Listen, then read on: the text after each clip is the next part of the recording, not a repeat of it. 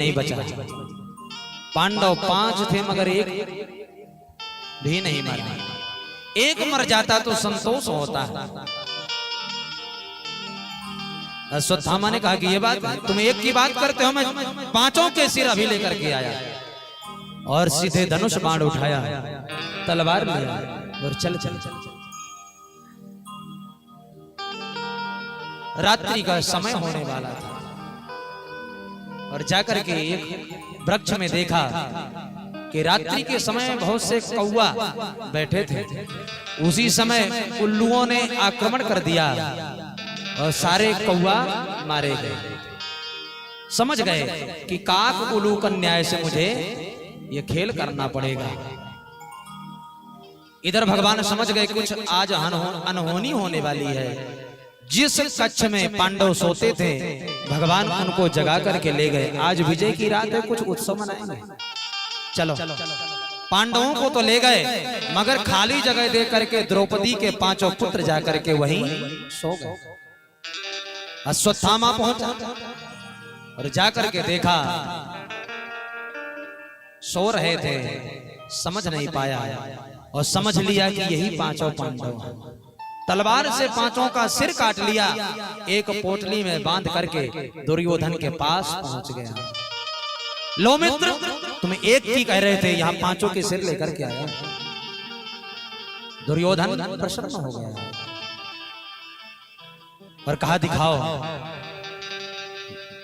जैसे ही भीम का सिर उठाया, उठाते ही कोमल कोमल लगा, समझ गया ये 5 पांडव नहीं है। और आज अश्वत्थामा से दुर्योधन बोल पड़ा, अरे दुष्ट, ये तूने बहुत बड़ा अनर्थ कर दिया।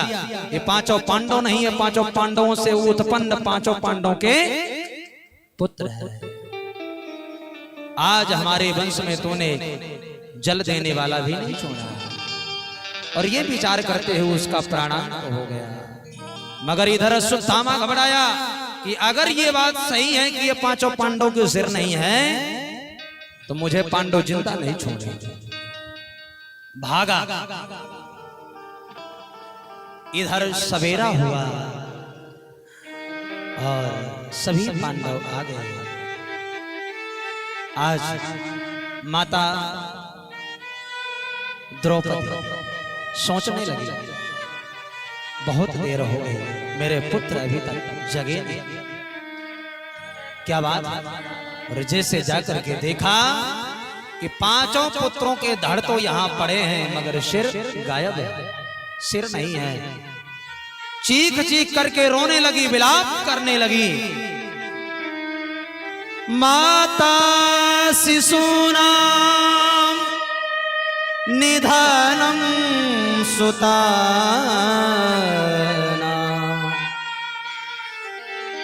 निशम्य घोरं परितप्यमाना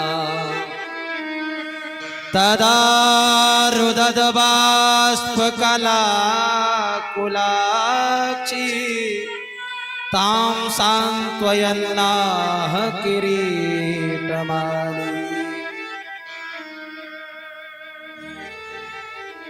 आज रो रहे।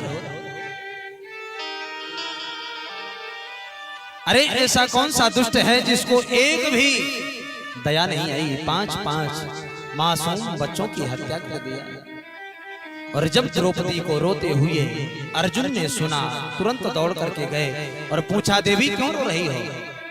आज सारा दृश्य जब अर्जुन ने सोचा, देखा, अर्जुन ने आज प्रतिज्ञा कर ली, द्रौपदी तुम रो मत।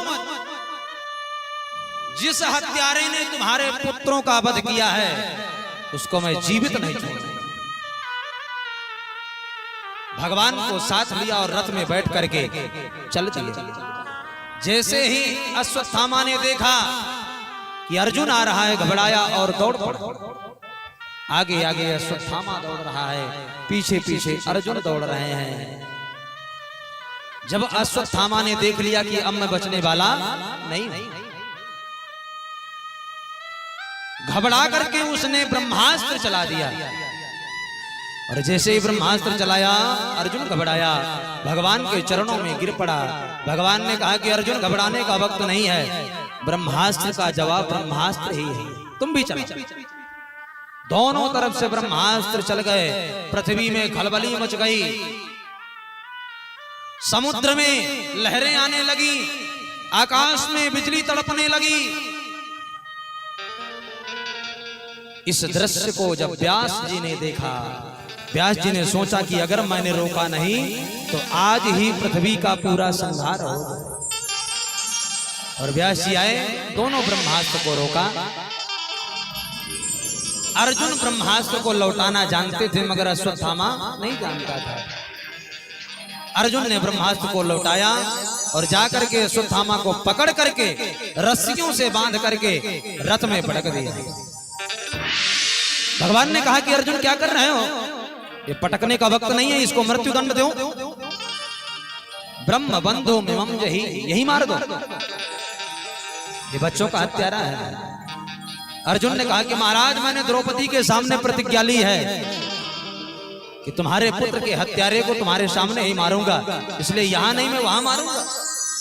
भगवान ने कहा ठीक है, और अश्वत्थामा को ले जाकर के द्रौपदी के सामने पटक दिया।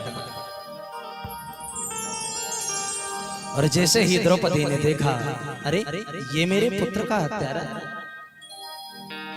रोती हुई द्रौपदी दौड़ के गई और रस्सी खोलने लगी अश्वत्थामा की। मुच्यता मुच्यता मेष